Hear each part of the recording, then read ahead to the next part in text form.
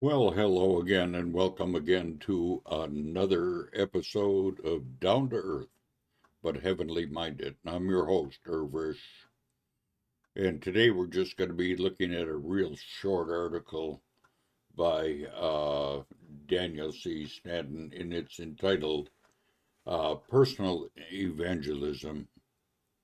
So with that said, let us go. Current Issues, Personal Evangelism, by Daniel C. Snaddon. Personal Evangelism. The greatest of all ministries is that of bringing others to Christ. J. G. Bellett, as he neared the end of his life said, "If I had my life to live over again, would spend it in a Sichar ministry." C. H. Spurgeon, the Prince of Preachers said, "Above everything else in my life that I would choose under God, it would be to be a soul winner. For never did I know perfect, overflowing, unutterable happiness of the purest and most enabling order, till I led my first soul to Christ." Dr. R. A. Torrey also testified to the same experience and declared he knew little of the joy of salvation until he led his first soul to Christ. In this respect, a good example for us to follow is that of Andrew.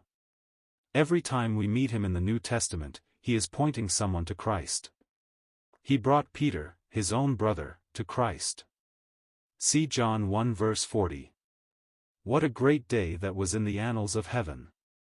The second time we see Andrew, he is doing children's evangelism and bringing a boy to the Lord.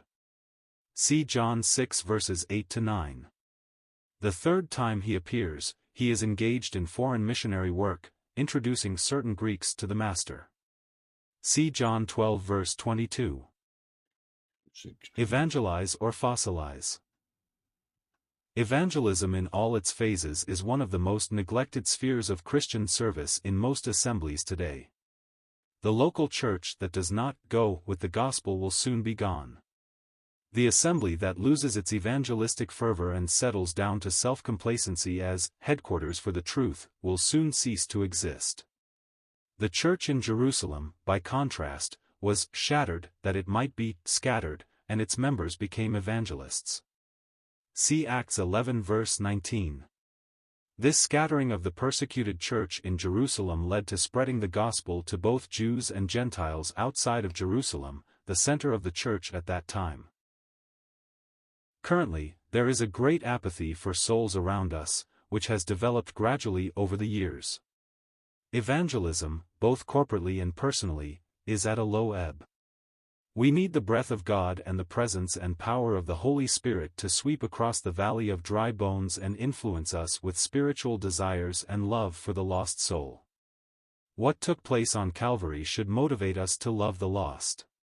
General Booth, founder of the Salvation Army, suggested that every Christless Christian ought to spend 1 week in hell, for this would make a lost eternity so real to them that they would spend the rest of their lives on earth seeking to save people from eternal damnation.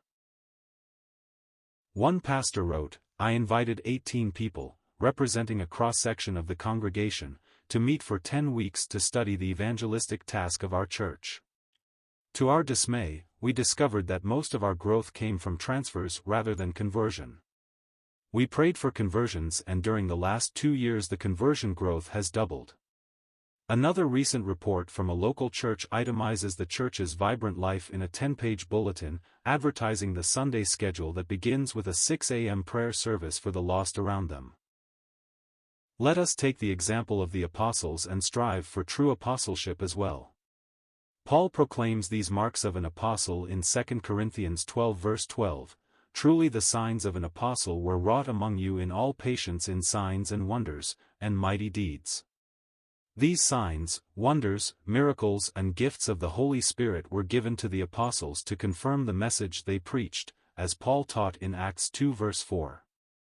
Paul also encourages believers to understand themselves as fellow citizens with all the saints and members of God's household, built upon the foundation of the apostles and prophets, Jesus Christ himself being the chief cornerstone. Ephesians 2 verse 20.